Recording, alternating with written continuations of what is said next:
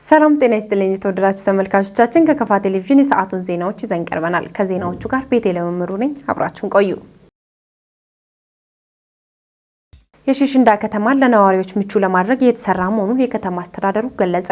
የተጀመሩ የልማት ተግባራትን ውጤታማ ለማድረግ ህዝቡ የተለመደ ድጋፉን አጠናክሮ እንዲቀጥልም የከተማ አስተዳደሩ ጠይቀዋል። ከተማው ከተመሰረተ አጭር ጊዜ ቢሆንም በባለድርሻ አካላት ተሳትፎ በርካታ የልማት ስራዎች ማከናወን መቻሉም ተገልጿል። ብሩክታይት ብርሃኑ ተከታዩን አሰናድተዋለች። ሺሽንዳ ከተማ አስተዳደር ከተመሰረተ 3 ዓመት ገደማ አካባቢ ነው። በዚህ 3 ዓመት ውስጥ በርካታ የልማት ስራዎች የህዝቡን ፍላጎት መሰረት ባደረገ መሰረት ብቻ ሳይሆን ህዝቡን ባሳተፈ መልኩ በጋራ በርካታ ስራዎች የተሰሩ ያሉበት ሁኔታዎች አሉ።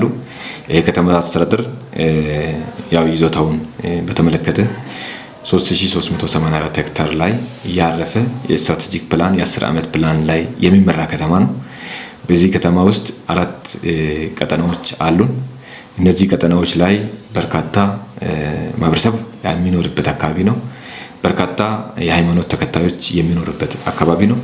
ይሄ አካባቢ ላይ አንደኛው ማህበረሰብ ከአንደኛው ማህበረሰብ ተከባብሮ ተዋዶ የሚኖርበት አካባቢ ነው። ሁሉም ሃይማኖቶች ተቻችሎ ተከባብሮና ተፈቃቅረው የሚኖሩበት አካባቢ ነውና በዚህ አጋጣሚ የሺሽንዳን ከተማ አስተዳደር ማህበረሰብ የሺሽንዳ ከተማ አስተዳደር ህዝብ አጠቃላይ በከተማ አስተዳደሩ መንግስትም ልናመሰግን እንወዳለን። ከዚህ ጋር ያይዘን ከተማ አስተዳደሩ በርካታ የልማት ስራዎችን አቅዶ እየሰራ ያለበት ሁኔታዎች አሉ።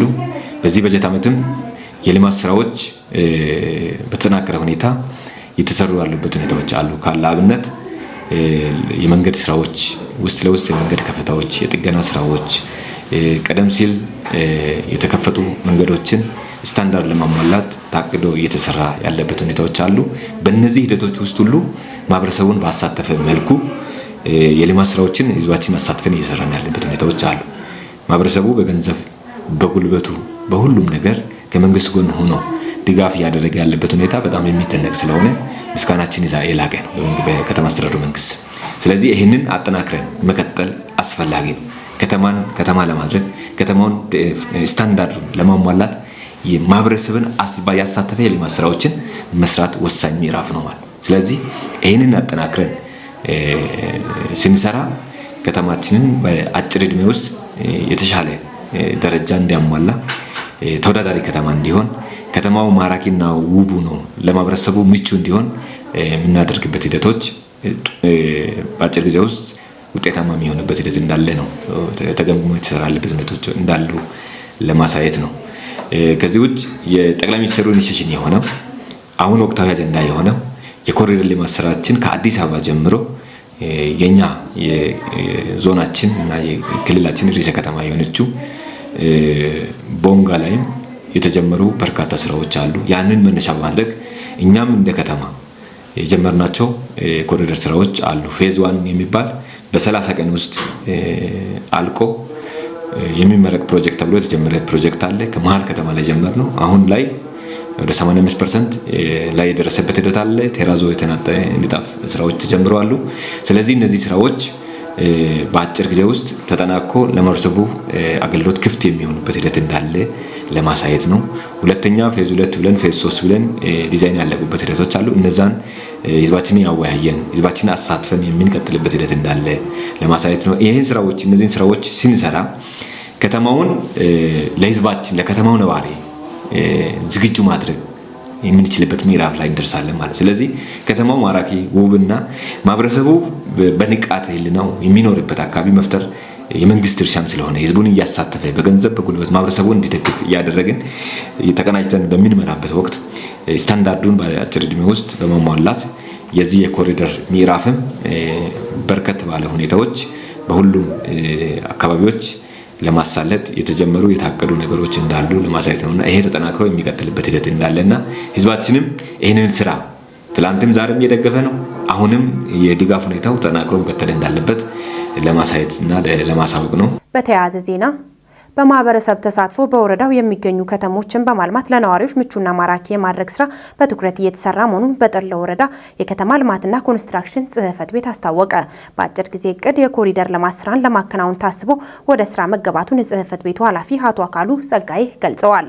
የኮሪደር አካል የሆነው የጎርፍ ማፋሰሻ ከ3.5 ሚሊዮን ብር በላይ ወጪ በኦዳ ከተማ ተገንብቶ መጠናቀቅ ላይ እንደሚገኝም አብራርተዋል። የዘገበው ባልደረባችን አንተነህ ፍቃዱ ነው።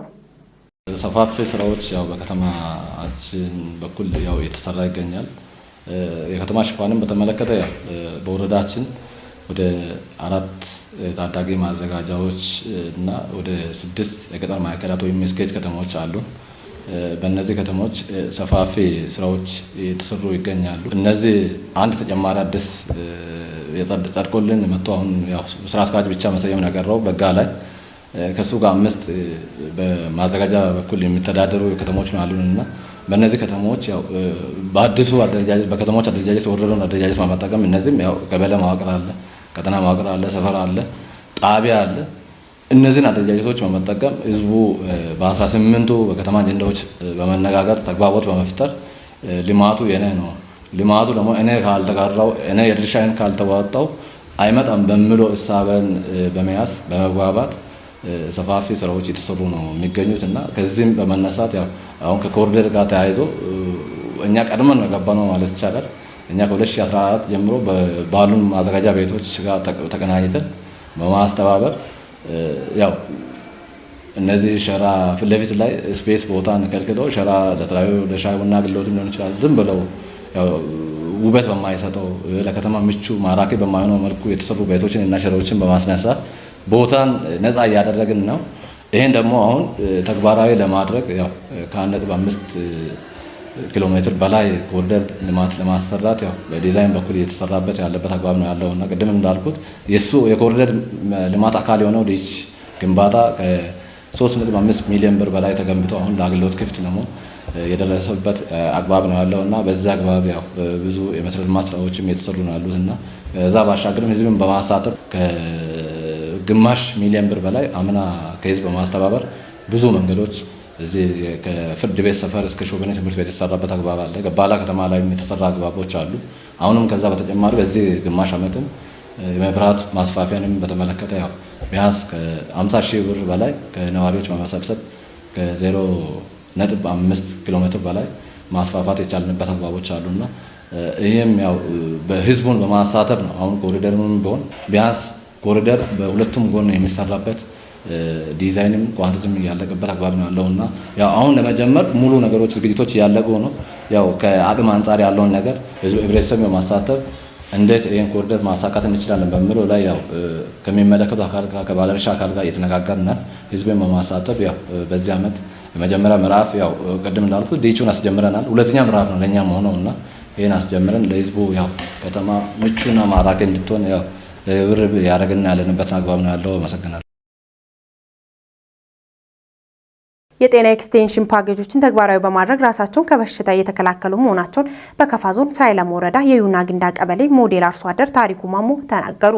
በወረዳው የጤና ጥበቃ ጽሕፈት ቤት በበኩሉ ከጤና ኬላ ጀምሮ እስከ ጽሕፈት ቤት በተቀናጀ መልኩ 18ቱን የጤና ኤክስቴንሽን ፓኬጆች ለመተግበር የተሰራ መሆኑ ተገልጿል።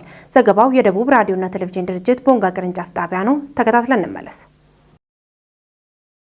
አርሶ አደር ታሪኩ ማሞ የጤና ኤክስቴንሽን ባለሙያዎች በሚሰጡት የተጠናከረ ትምህርትና በሚያደርጉት ክትትል ፓኬጆችን እየተገበሩ መሆኑን ገልጸዋል።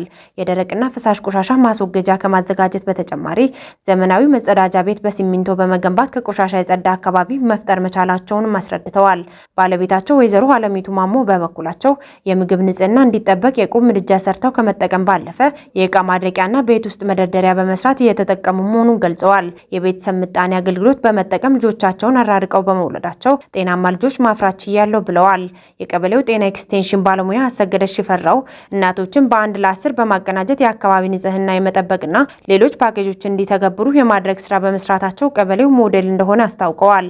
በጤና ኬላና በአርሶ አደር ቤት የሚተገበሩ ተግባራትን በመለየት በየቤቱ እቅድ እንደሚሰጡ ገልጸው በዚህም በቀበሌው በተላላፊ በሽታዎች ምክንያት የሚከሰቱ ጉዳቶችን መቀነስ ተችሏል ብለዋል።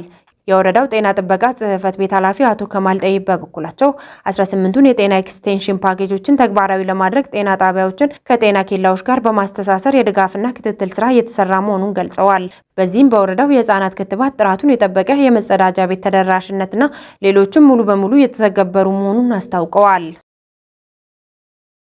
የነዳጅ ውጤቶች ግብይት ስርዓት አዋጅ በ14ኛው መደበኛ የህዝብ ተወካዮች ምክር ቤት ጉባኤ ቀርቦ ጸደቀ።